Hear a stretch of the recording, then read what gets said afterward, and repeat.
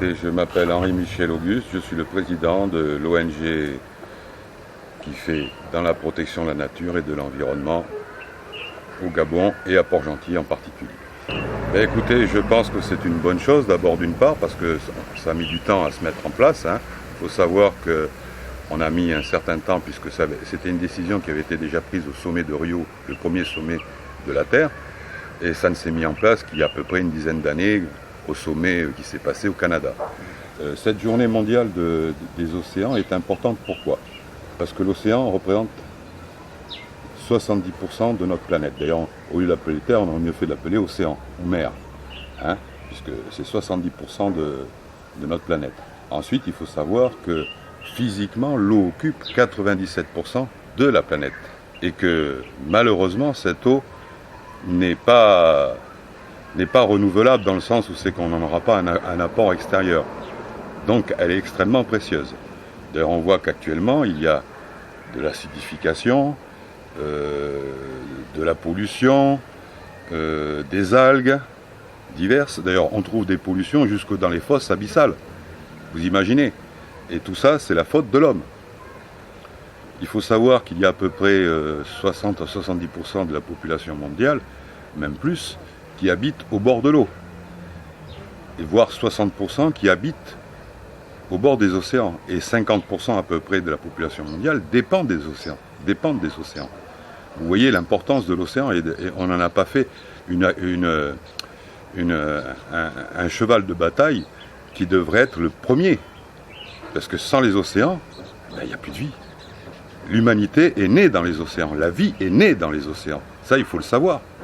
Si l'océan devient impropre et incapable de générer ce qu'il faisait, que ce soit réguler le climat, fournir l'oxygène, comme les forêts, on estime qu'à peu près à 50-50, les forêts et l'océan.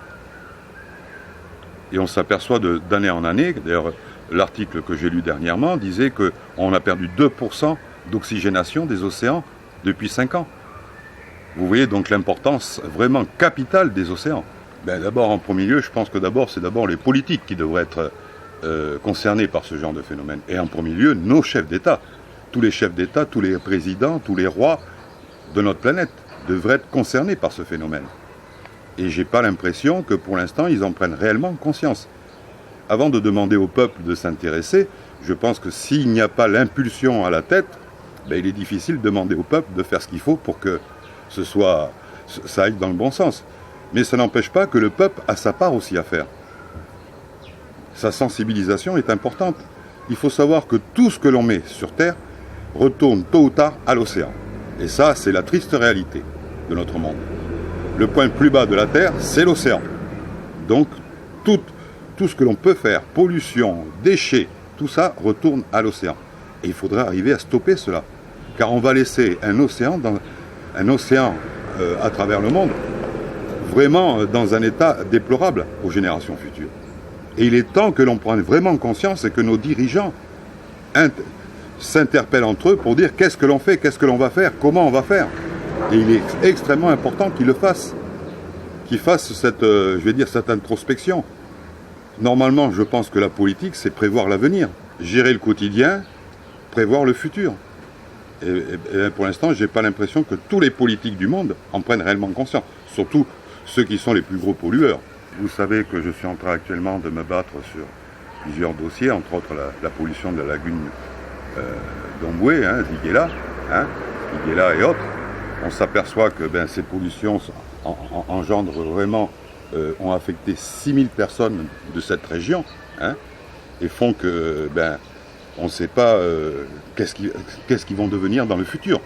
Donc il est important de vraiment faire quelque chose dans ce sens-là et de faire comprendre aux pétroliers que c'est fini le temps où ils pouvaient faire tout ce qu'ils voulaient. Et ça, c'est le plus important. Et je souhaite que ce message, puisque apparemment, notre chef d'État est quand même l'un des chefs d'État qui voudrait essayer de faire plus. Mais je sais qu'il y a des contraintes économiques, financières et autres, et sociales, qui font que c'est extrêmement difficile. On le sait très bien. Mais je pense qu'il faut qu'il fasse parler sa voix.